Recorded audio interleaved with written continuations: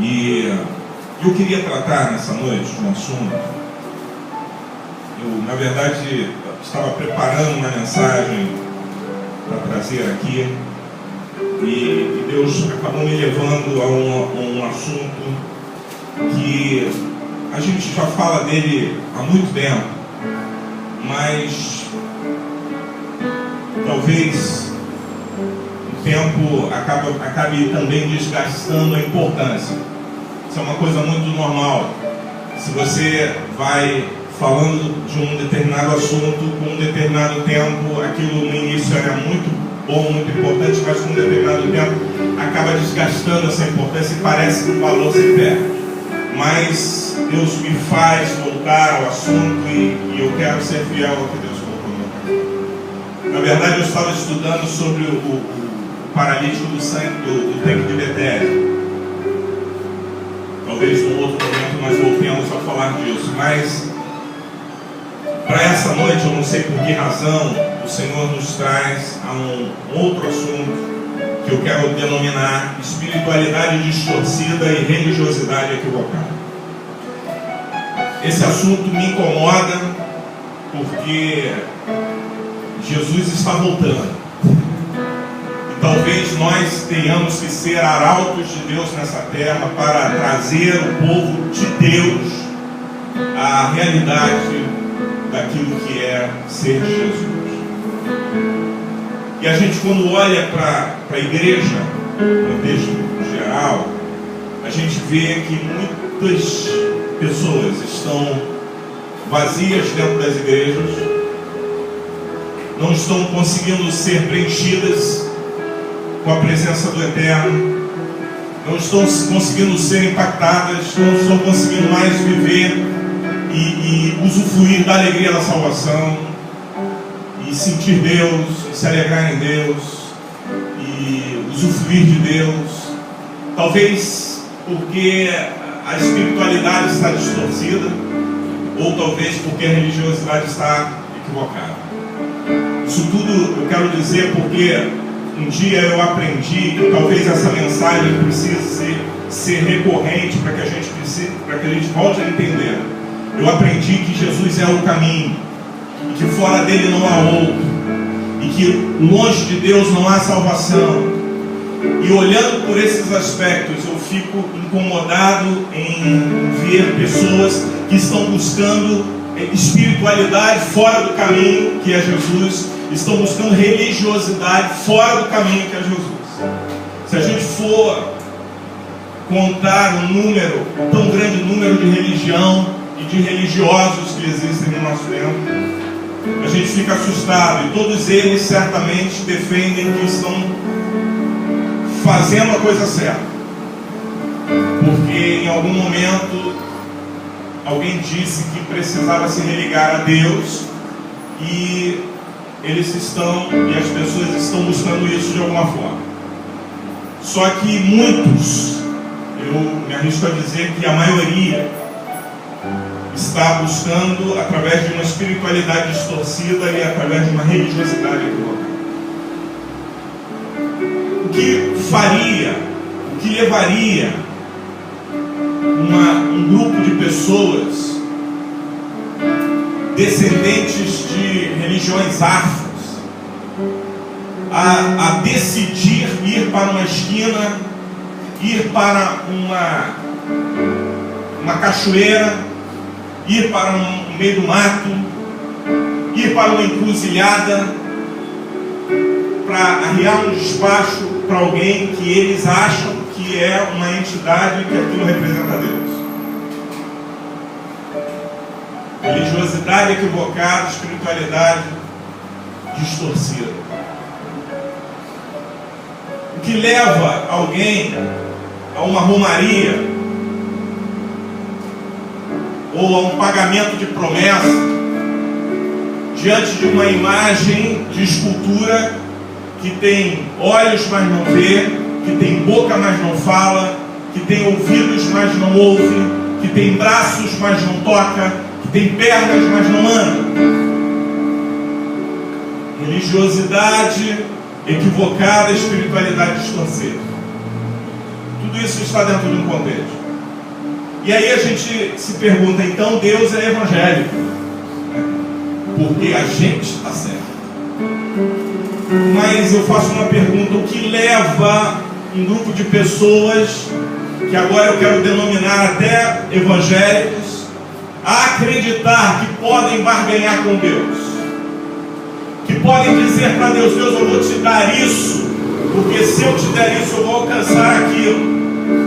Que chega diante de Deus com ofertas que não são oriundas do seu coração, mas são ofertas externas, ofertas interesseiras, ofertas de gente que quer alcançar coisas e não alcançar o próprio Deus.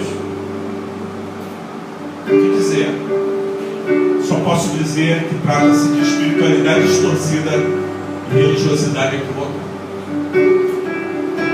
E se a gente for ampliando essa visão, vai para o islamismo, e que em nome de Deus alguém pega o semelhante e mata e corta a cabeça e dá tiro na cabeça e diz: estou fazendo isso em nome de Deus.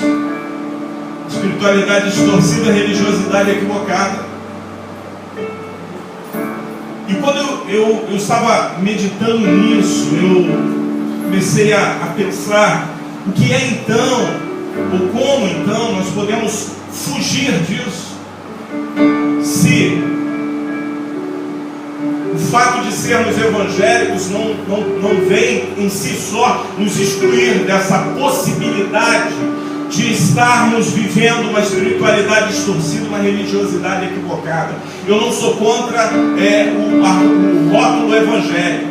Eu sou contra uma vida de evangélico religiosa sem compromisso com Deus. Quando a gente fala eu sou evangélico, quase que com orgulho, mas que na verdade isso não representa aquilo que de fato Jesus veio fazer por nós, para nós e conosco e em nós. E aí eu vejo que muitos evangélicos na verdade estão perdidos dentro do caminho. Tinham a oportunidade, estão com a maior oportunidade do mundo, porque tem a Bíblia na mão, tem a palavra de Deus, são ministrados, o Espírito de Deus está no meio do povo, está disposto a agir, mas a gente preserva coisas que são espiritualidades distorcidas. E a pergunta é: quando e de que forma eu descubro que a minha espiritualidade ou a minha religiosidade ela está distorcida?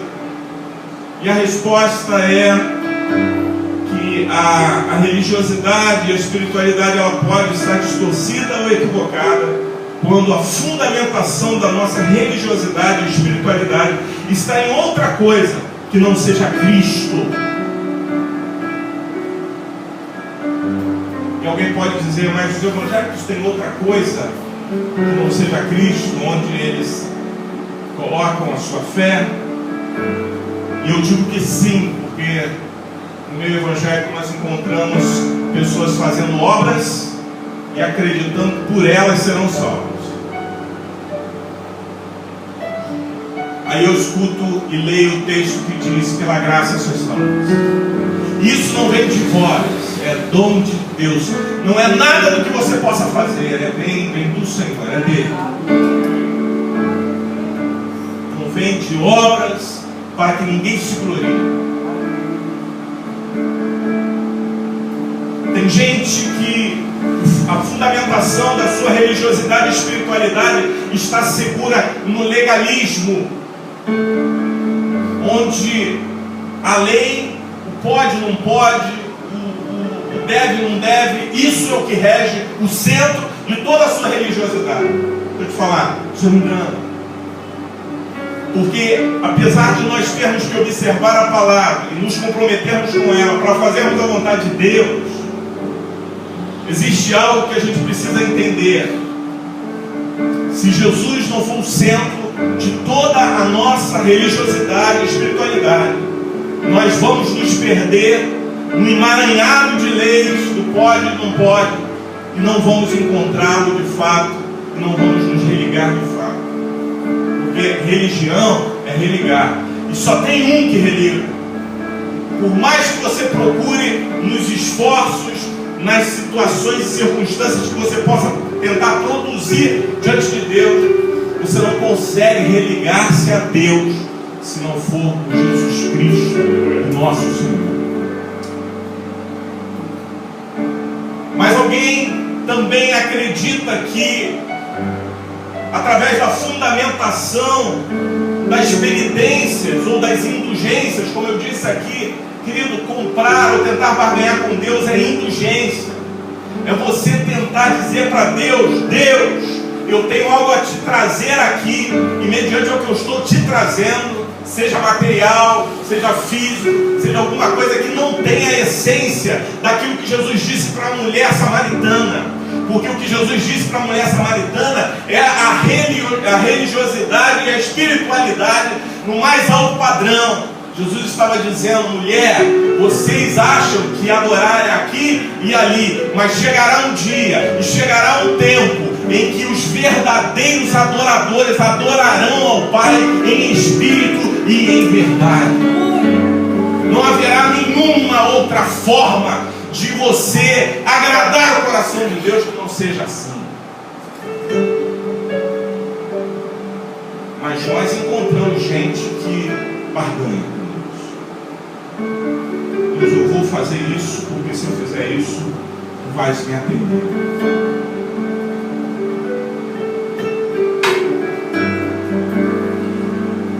E o pior é que essa religião equivocada, ela se manifesta quando achamos que estamos nos religando a Deus, mas na verdade estamos desligados dele.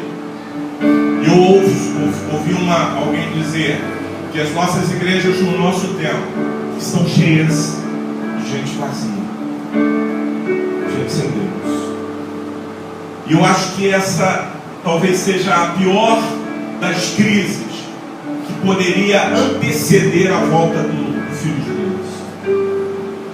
É quando o elemento está dentro de um contexto religioso, contudo ele está totalmente equivocado em si, e ao olhar aquilo tudo que está acontecendo, e a sua espiritualidade está firmada em tudo, menos naquele que de fato deveria estar para religá-lo a Deus, em nenhum outro a salvação, porque também nenhum outro nome foi dado debaixo do céu pelo qual devemos ser salvos. Não há outra maneira, não há outra forma. E é disso que eu queria falar. Porque o que a gente tem observado é que as pessoas têm ido a Deus muitas vezes por causa dos seus próprios interesses. Deus deixa de ser o centro da nossa vida e o centro da razão da nossa religião e espiritualidade quando nós nos aproximamos dele com segundas intenções e com intenções equivocadas, erradas. E aí eu ouvi uma certa vez o pastor Eovaldo Ramos falando sobre graça, numa ministração das melhores que eu já ouvi sobre o assunto graça. E ele diz que muitas vezes nós damos mais valor ao que Deus tem para dar do que ao próprio Deus. E ele menciona que muita gente abraça a graça quase que como um Deus. E a graça não é um Deus, a graça é um favor imerecido de Deus. E olhando por esse aspecto, a gente descobre que tem gente que Deus, para ele, se a gente for perguntar quem é Deus e o que ele representa, as pessoas vão ficar muito presas a tudo que Deus fez e faz.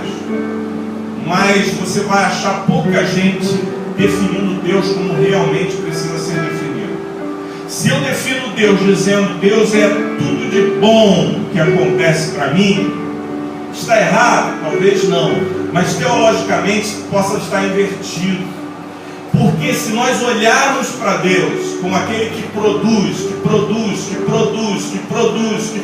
tão somente aquele que produz, O nosso relacionamento está totalmente distorcido. A nossa religião está equivocada, porque a gente quer se relacionar com Deus como alguém que se torna um nosso supermercado.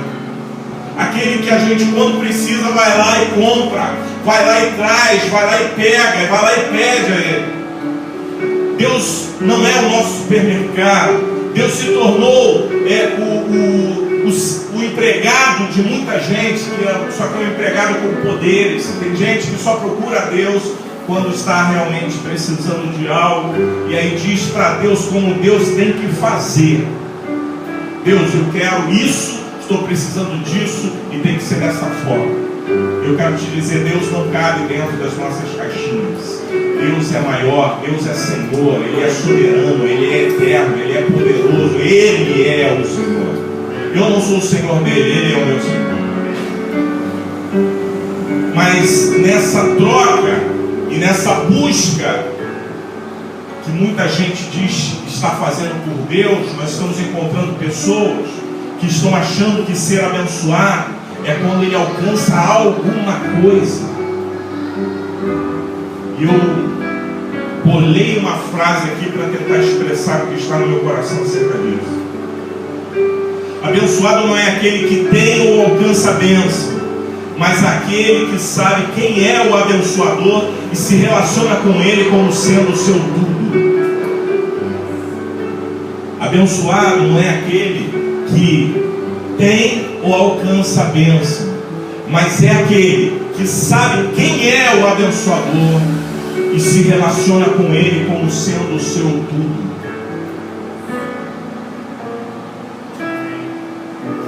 Jesus tem sido tudo?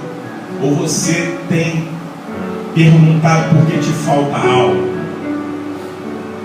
Jesus tem sido tudo, ou você tem reclamado das tribulações do teu tempo?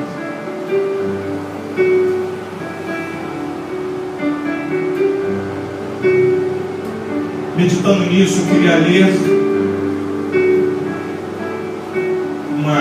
deixa eu falar, antes de ler a palavra, de algo que essa semana eu recebi e que até passei para alguns irmãos, acerca de um menino que foi perguntado, questionado sobre Deus. Vou nem ler, porque é muito grande, deixa eu contar.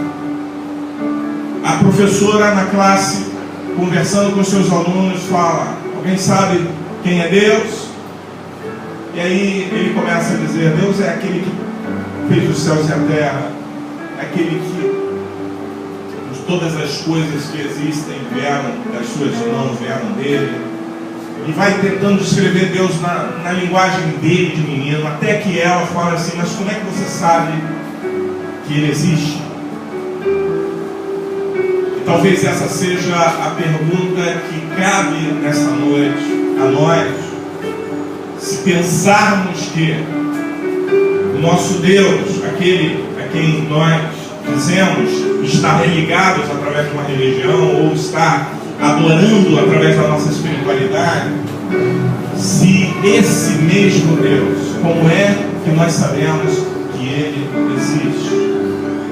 Se for pela boca de um adulto, na sua racionalidade, no seu conhecimento bíblico e teológico, talvez o adulto responda: não, porque nós, quando nos reunimos, sentimos a sua presença. Glória a Deus, isso também é verdade. Mas o menino respondeu a seguinte coisa: a minha mãe me ensinou que Deus é como o açúcar do meu leite.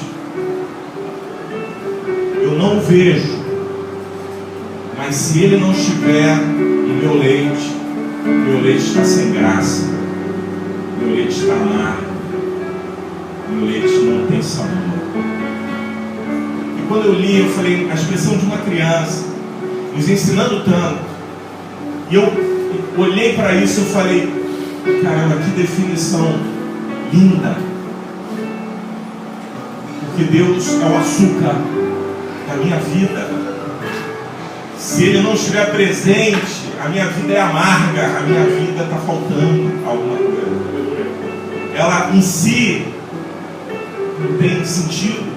Mas quando Deus, e quanto mais de Deus, é esse ponto que eu gostaria de chegar nessa noite, quanto mais de Deus na nossa vida, é quanto mais açúcar nesse leite. E às vezes nós estamos tomando esse leite, não estamos percebendo que Deus está ali.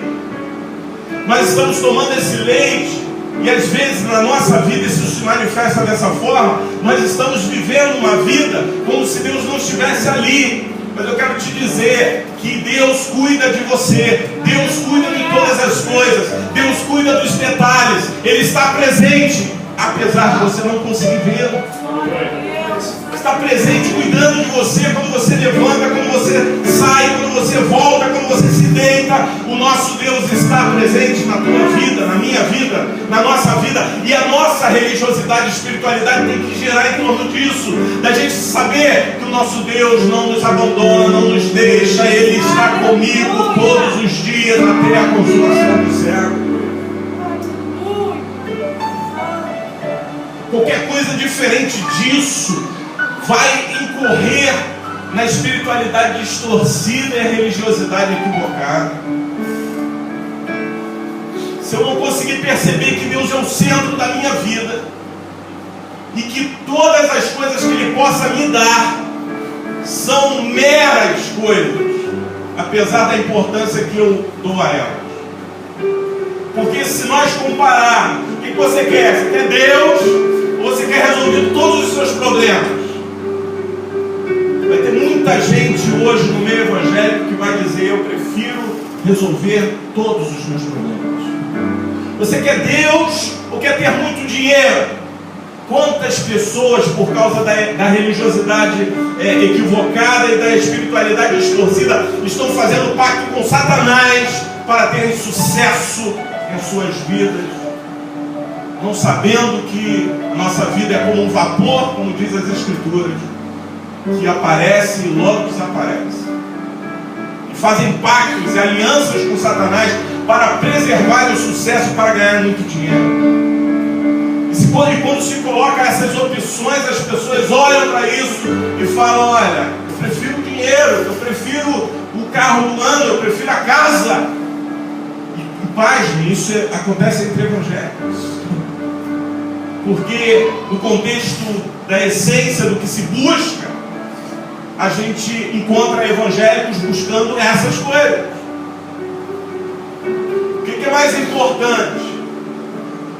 É você ter Deus, aquele que te faz, aquele que te realiza, aquele que te satisfaz, aquele que te completa, aquele que te preenche, apesar de você não ter muitas coisas que os outros têm, ou ter todas as coisas, não ter esse que te preenche.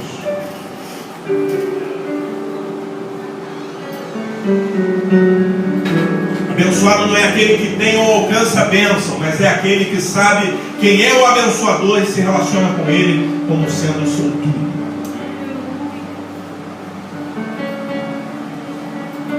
Que Deus seja o açúcar do teu leite. O dia que você não puder vê-lo, na maioria das vezes, né, assim, parafraseando, claro, nós não vemos Deus e não podemos vê-lo. Moisés foi o único atrevido que disse: eu quero te ver, que mostra-me a tua glória. E Deus passa lá no meio da montanha, de longe, e fala: me olha de lado, porque se você ver minha glória, você morre. Mas ainda que nós não possamos vê-lo, você possa senti-lo na sua vida diária. Não é na igreja, porque na igreja é um outro contexto. A igreja é o exercício da tua espiritualidade. A igreja é o local onde você vai se reunir com os teus irmãos para adorar e cultuar ao Senhor. Estou falando de uma vida diária onde Deus esteja presente, onde o açúcar do leite seja perceptível quando você acorda, quando você vai trabalhar, quando você vai para a faculdade, quando você volta, quando você deita e quando você dorme. O que acontece é que muitos de nós, cristãos, estamos vivendo uma vida como se Deus não estivesse presente, como se o nosso leite estivesse sem açúcar E a vida vai sendo levada e a gente vai acreditando que a nossa espiritualidade está correta e que a nossa religiosidade também. O despertamento de Deus nessa noite para nós é para que nos voltemos para Ele, porque nenhuma religião vai salvar ninguém e nenhum contexto de espiritualidade vai salvar ninguém se não estivermos ligados à videira que é Cristo Jesus. Não há outro caminho, diga comigo, não há outro caminho. Não há outra maneira de nós exercermos espiritualidade e sermos religiosos se não for através de Jesus Cristo, Senhor. Não há. De propósito, eu deixei o texto que me embasou e me animou e me reativou o desejo de voltar a falar desses assuntos. Porque outrora eu preguei muito sobre essas coisas. Mas o tempo passa, como eu disse no início aqui, às vezes a gente o tempo ele vai corrompendo a importância dentro de nós. Não que o assunto perdeu a importância, mas dentro de nós vamos considerando, não, mas isso já está sendo muito falado, e não está. É necessário nos arrependermos, é necessário nos convertermos todos os dias, é necessário nos voltarmos para Deus todos os dias, é necessário entendermos que sermos espirituais não é conservar os nossos dogmas, as nossas legalidades ou fazermos as nossas obras. Sermos espirituais é termos intimidade com aquele que nos chamou. Projeta para mim, Gabriel, por favor, Êxodo 33, versículo 15. Eu vou ler um só versículo e tentar, de uma certa forma, alinhavar tudo isso que a gente já falou a essa passagem tão linda, a essa postura tão linda de quem entendeu Deus é o açúcar do leite. Êxodo 33, versículo 15. Vou esperar projetar ali para a gente ler junto.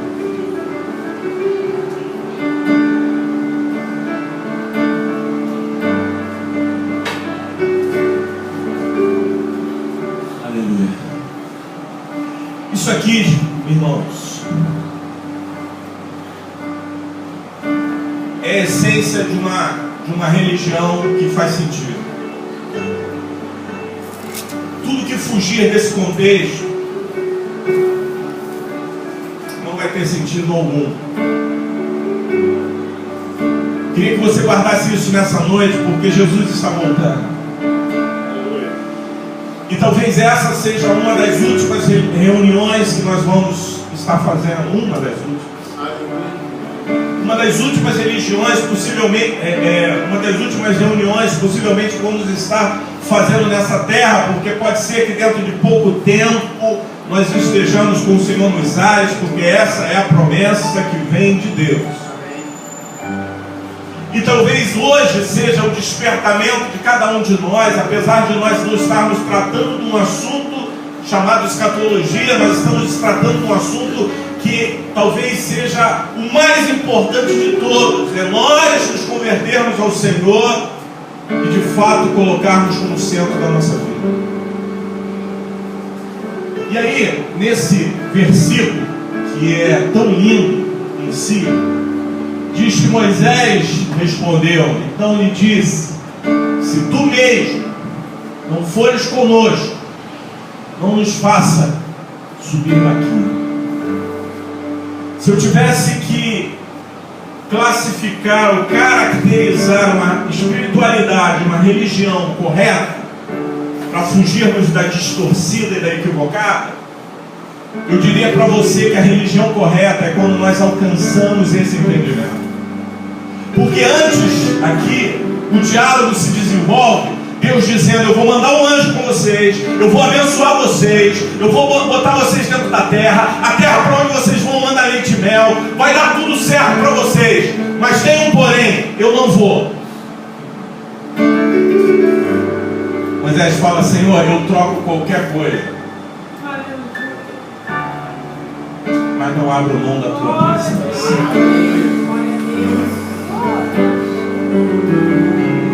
Se nós entendermos isso, nós achamos a espiritualidade, o sentido da nossa espiritualidade, o sentido da nossa religião.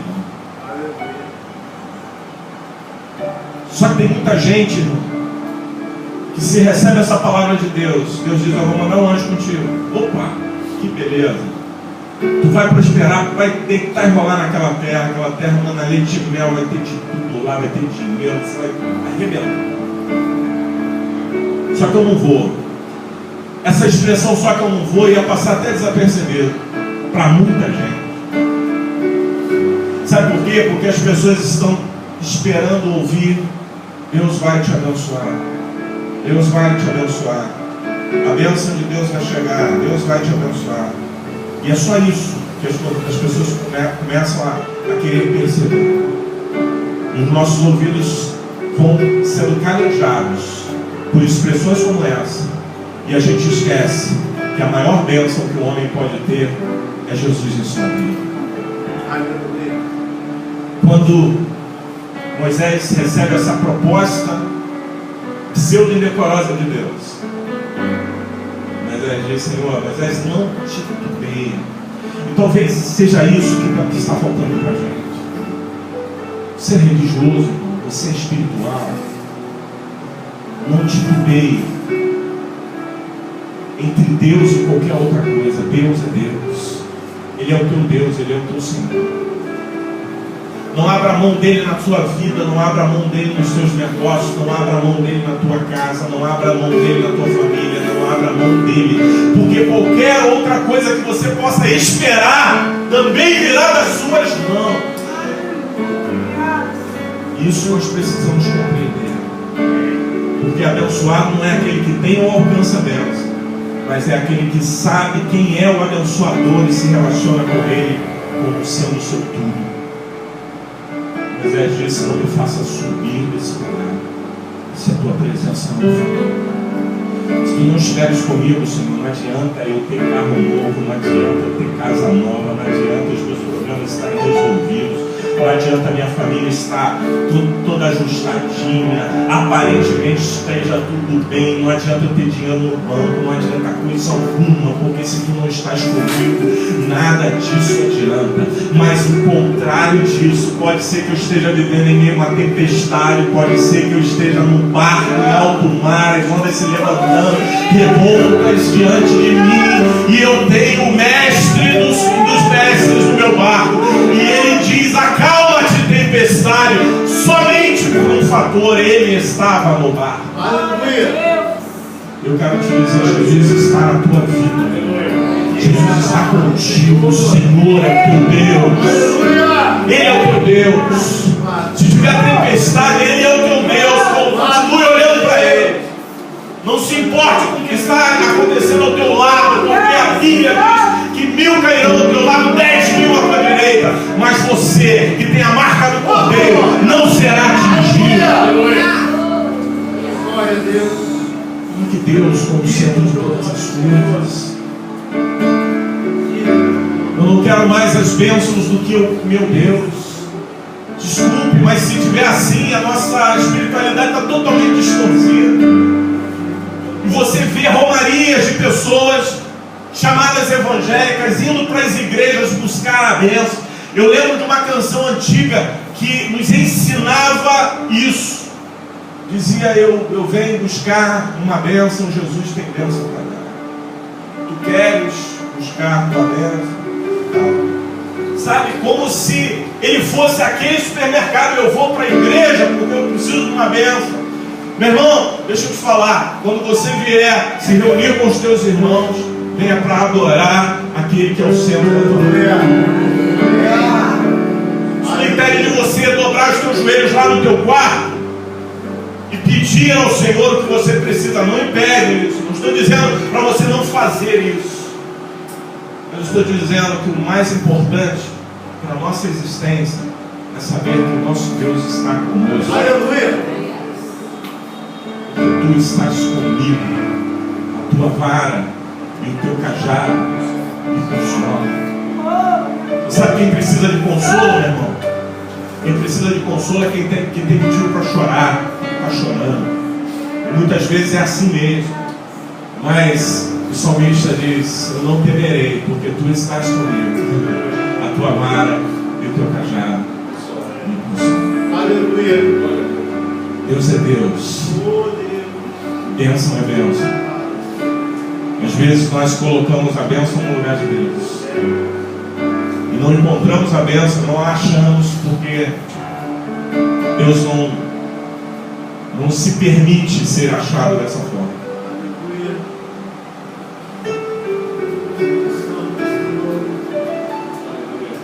Aleluia.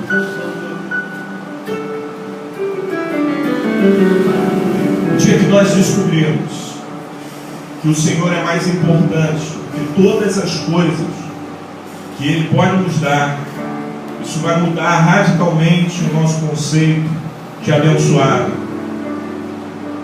Porque eu vou declarar: eu sou abençoado porque eu tenho Deus. Quando perguntar: você é abençoado? Você diga: sou. E alguém vai te dizer: mas o que você tem? Uma resposta só: eu tenho Deus. Não tem nenhum outro motivo para achar que eu sou mais abençoado. Na cruz do Calvário, Jesus me comprou, me fez filho dele, me religou ao Pai, e essa se tornou a minha religião. Uma religião que não tem nenhum outro sentido se a presença dele não estiver comigo. Para fechar essa palavra nessa noite, eu queria que Gabriel projetasse Romanos 8. Quando o nosso cântico de vitória estiver em sintonia com Romanos 8:31, aí nós começamos a entender que religião é essa que a gente está nela. Existe uma brincadeira que as pessoas fazem normalmente quando vamos a tal lugar, aí alguém brinca assim: não, eu não vou porque a minha religião não permite, né? Aquela brincadeira ali. Mas deixa eu te falar, o sentido da tua religião, de estar religado a Deus, começa a aflorar quando o nosso cântico de vitória estiver em sintonia com Romanos 8:31-39. Vamos ler. Preste bastante atenção no que está escrito aí. Talvez essa noite a gente saia desse lugar, creio eu, entendendo que com Deus não tem barganha. Não é o que eu dou para Deus é que Ele vai me recompensar. Não é. Não é. Escute isso. Que diremos, pois, a essas coisas? Olha isso. Se Deus é por nós, quem será? Se o Senhor é teu Deus, meu irmão, não temas. O Senhor está contigo. Ah, mas a minha luta é grande. Meu irmão, não temas. O Senhor está contigo. Aleluia. Ah, mas eu estou com muitas dificuldades. Meu irmão, não temas. O Senhor está contigo. Se Deus é por nós, quem será contra nós? Se Ele é o centro, acabou, meu irmão. Está tudo feito. Está fechado. Vai lá. Aquele que nem mesmo para seu próprio filho poupou, antes o entregou por todos nós, como não nos dará também com Ele? Percebe? O texto podia ser assim: como não nos dará também todas as coisas? Percebe que nós estamos cantando aqui um cântico de vitória, porque esse seria um cântico de vitória ensinado aos irmãos de Roma. E esse cântico expressa tudo isso que nós estamos falando. Olha, como nos não dará também com Ele todas as coisas? Deixa eu te falar, se Ele estiver, todas as coisas estarão. Aleluia. Deus é contigo. Eu não sei por que Deus mandou falar isso aqui para alguém. Deus é contigo. Valorize isso, valorize a presença. Mais do que o ter, valorize o ser. Porque mais do que você possa ter, você é filho de Deus. Valorize o ter, o ser, não ter. Vá lá. Quem tentará? Olha só que coisa linda. Satanás estremece quando eu aqui. Sabia? Quem tentará acusação contra os escolhidos de Deus? Se eu tenho Ele me justifica. Aí eu olho e falo, Deus, o que mais eu preciso? Eu só preciso de Deus. Só isso. Porque eu peco, porque eu erro, porque eu muitas vezes me corrompo. Aquilo que eu quero fazer eu não faço. E aquilo que eu não quero fazer muitas vezes eu faço. Assim como o apóstolo Paulo declarou. Mas aí o inferno fica oriçado quando ouve isso aqui. Porque ele olha para nós e diz assim: a vida da pastora Marisa é abençoada. Sabe por quê? Porque ela tem Deus. Ela pode sofrer algumas agruras, pode ter algumas dificuldades, pode sofrer perseguições, pode sofrer até fome ou nudez, mas ela tem Deus, e isso faz toda a diferença. O diabo olha às vezes para nós e diz, mas ele peca, ele erra, ele não persevera muitas vezes. E aí quando ele tenta a acusação, ele escuta uma voz que ecoa, que está escrito no livro de Romanos, que é um cântico de vitória, que diz: quem intentará acusação contra os escolhidos de Deus? É Deus quem os justifica. Não é por mim, é por Ele. Aleluia. Vai. Quem é que condena? Pois é Cristo quem morreu, ou antes quem ressuscitou dentre os mortos, o qual está à direita de Deus e também intercede por nós. Sabe aquela oração que Jesus fez quando estava na terra? Ele continua fazendo: Pai, guarda-nos, guarda-nos. E eu não oro apenas por estes que estão diante de mim, Pedro, Tiago, João. Eu não estou orando só por essa turma, mas estou orando por aqueles que um dia estarão reunidos numa igreja, adorando, cultuando meu nome, ouvindo a minha palavra. Estou orando por eles, sabe? E eu estou aqui, incluso nessa oração, recebendo e sendo ministrado pelo Senhor, porque Ele intercede por mim. E Ele diz: eu sou o seu intercessor. Aleluia.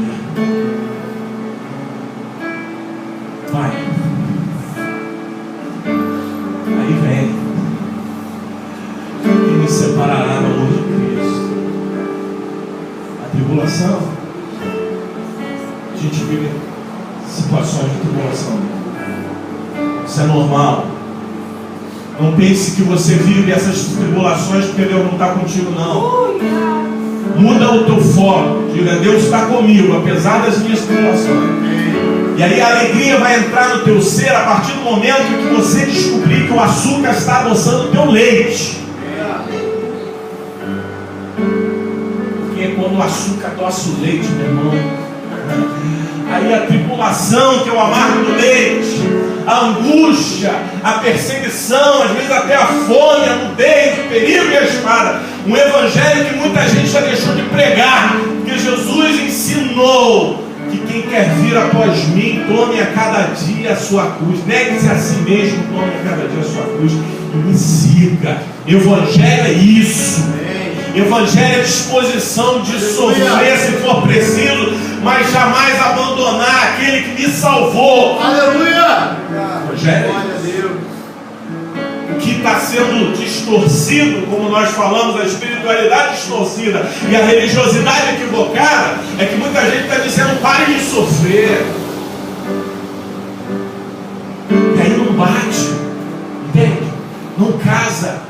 Porque se o Senhor olhar para mim e dizer: chega no sofrimento, Ele acaba hoje, mas é Ele quem governa a minha vida. Se eu tiver que passar por tribulação, como eu tenho passado esses dias, eu tenho passado. Quem anda comigo e conhece a minha história sabe que eu tenho passado. Passado por tribulações, passado por angústias, passado por perseguição ou fome, ou nudez, ou perigo, ou espada. Muitas vezes é assim mesmo. Vida de crente, vida de gente de Deus, precisa ser desafio. Precisa ter desafio, senão você relaxa. Senão você acha que tudo está valendo. Senão você acha que está tudo bom. Se tiver tudo bom é porque está ruim. Mas se tiver problema, pode ter certeza que tem uma coisa que está muito boa. É que Deus está contigo. Isso não muda. Vai. Como está escrito, por amor de ti, somos entregues à morte todo dia. Não é às vezes, é todo dia. Somos reputados como ovelhas para o matador. As ovelhinhas que vão para o matador. Vai. Mas em todas essas coisas, essa eu quero que você fale comigo, por favor. Quero que você decide isso comigo. Mas em todas estas coisas, somos mais do que vencedores por aquele que nos amou.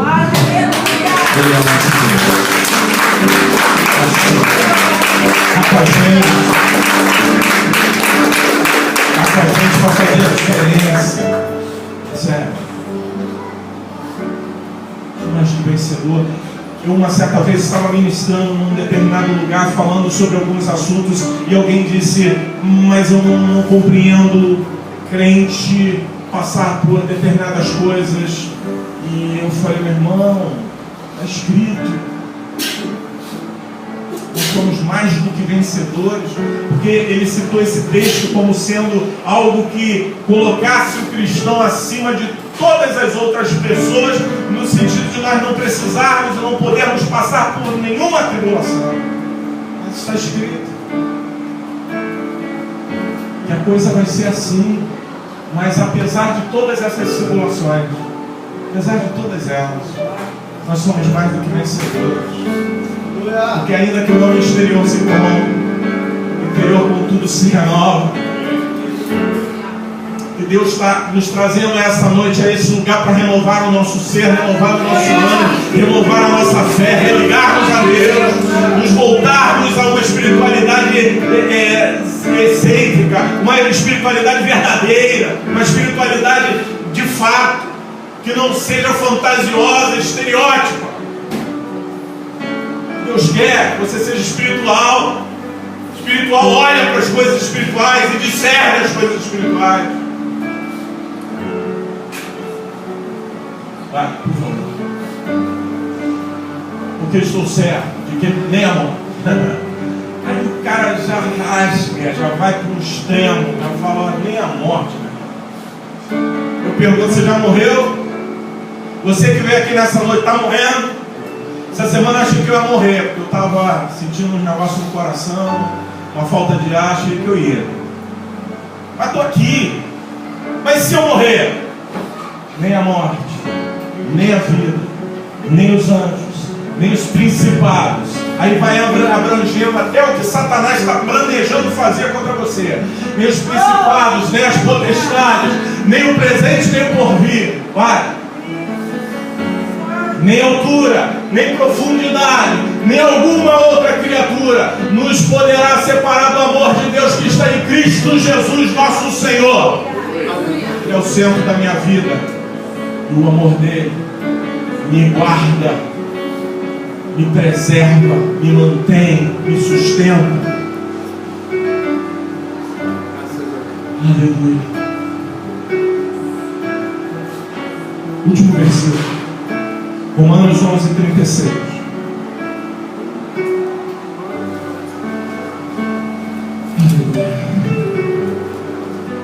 Agora a gente fecha com esse versículo. O pastor Jorge vai vir aqui para a gente fechar nosso culto, nosso encontro, a nossa reunião. Mas a gente fecha com esse versículo,